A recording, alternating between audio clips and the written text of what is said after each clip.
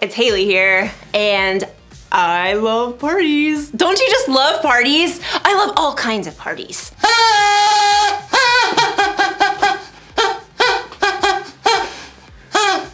Birthday parties. Happy birthday to me, happy birthday to me, happy birthday, dear Haley. Happy birthday to me. And who doesn't love a good block party? Beanbag toss. Sorry. I could use some lessons. Which is why friendship is so important. Friendship is using your words and actions to show others you care. It's kind of hard to have a party without friends. And honestly, it's hard to even plan a party without friends. You need a tall friend to hang the lights. You need a friend who can bake. And if you got a friend who's giving beanbag toss lessons, tell them to give me a call. The point is, we need friends, and friends need us. And in today's story, we're gonna talk about what makes a friend a friend. That sounds like fun! It makes me wanna party!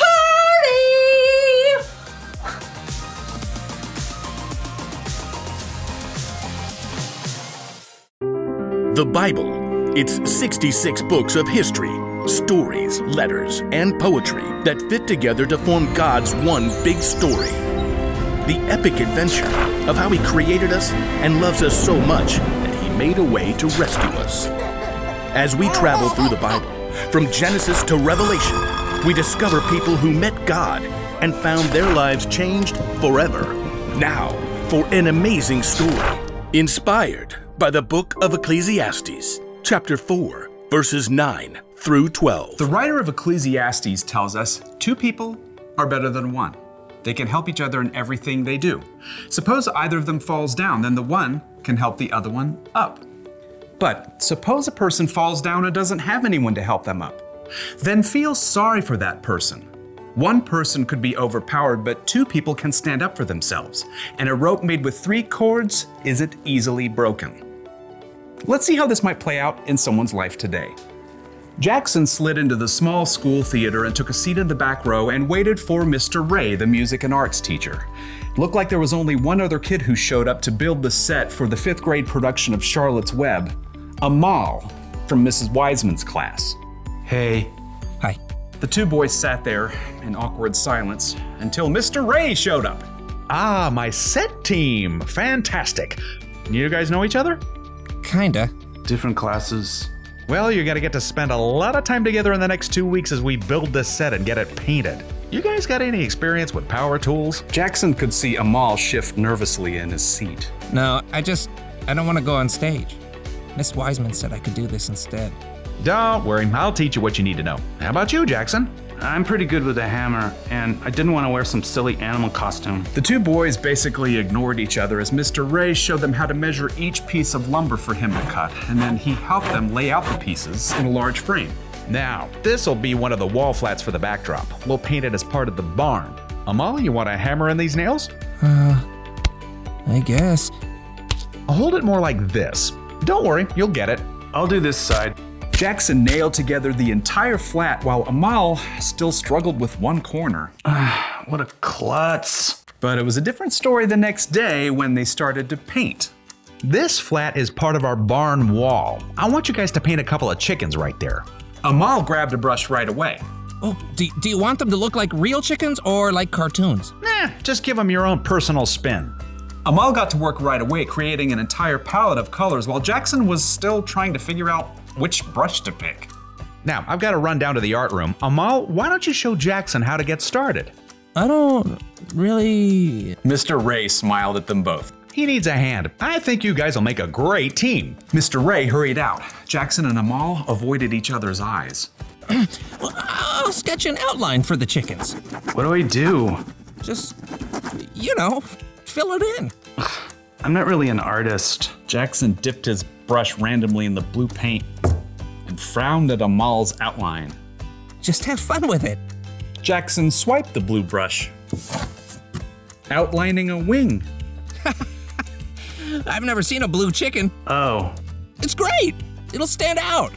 Oh, thanks. By the time Mr. Ray returned, Jackson was surprised to discover that he and Amal had already painted 5 brilliant hued chickens. Mr. Ray grinned. I've never seen a more flamboyant flock. Jackson held out his fist to Amal, and Amal, surprised, gave him a fist bump. Yep, see you boys tomorrow. The next day, Amal showed up with a bruised finger on his left hand. I can still paint with my right. What happened? Mr. Kunkel keeps putting me in as goalie during PE, and then I mess it up, and everyone on the team gets mad at me. Do you stay on your toes? Keep your eye on the ball? No. I just panic when the ball comes at me. Look, I can show you some tips later in the parking lot, before my mom comes. Really? That would be great. And you know, Jackson turned out to be a pretty good teacher because Amal managed to get 2 blocks during PE the next day. And when Jackson showed up to paint sets, stressed out by a math test, Amal grabbed his textbook. Fractions? I see all these weird numbers and I freeze up. You just have to break it down like this. With Amal's help, Jackson managed to stay calm during his test the next day. And by the middle of the next week, they had completed the entire backdrop for Charlotte's Web. Well done. I knew you two would make a great team. Amal's pretty okay. Jackson's not too terrible. Look, I know you guys are really different from each other, but it's boring if all your friends are just like you. Together, they started gathering wood scraps and wiping off brushes. Seriously, one of the wisest men to ever live pointed this out. Solomon. Solomon? Yep. He's this king in the Bible. He was a builder and an artist and super rich too. But for all the things he had, you know what he valued most? Friendship. He says it like this: 2 people are better than 1. They can help each other in everything they do. On point. Yeah.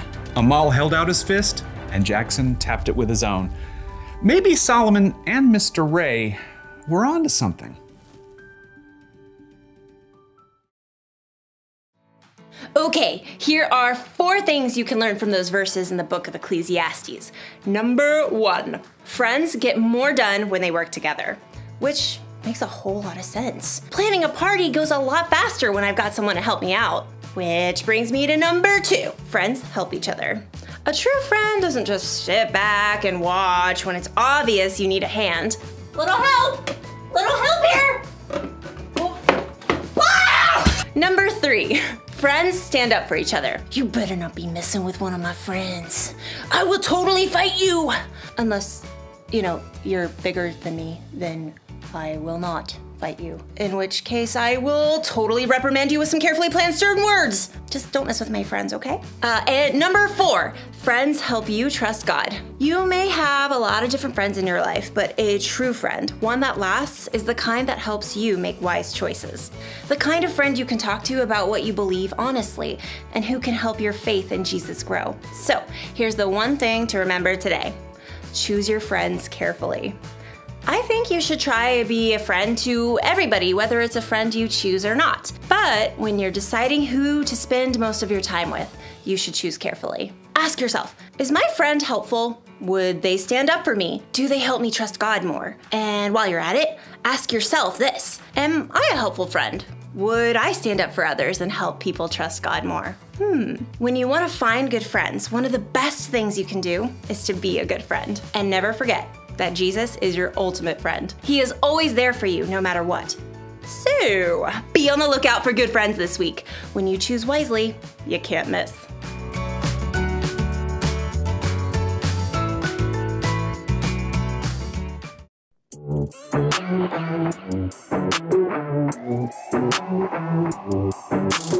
Jesus, you have been so faithful. Jesus, you have been so true. I will be forever thankful, 'cause I never had a friend like you. Help me to be who you've been to me, to everyone I see. Let us love one another with a love like no other yet. That's the way you love us, God. Never turn away, you are with us every day, yeah. That's the way you love us, God. Your love has always been beginning to end. There's never been a better friend. So let his love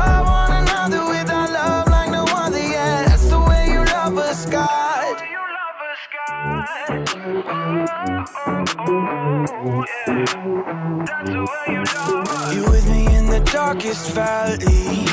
You're with me on the mountaintop. I'm thankful that you never leave me, and that your love will never stop.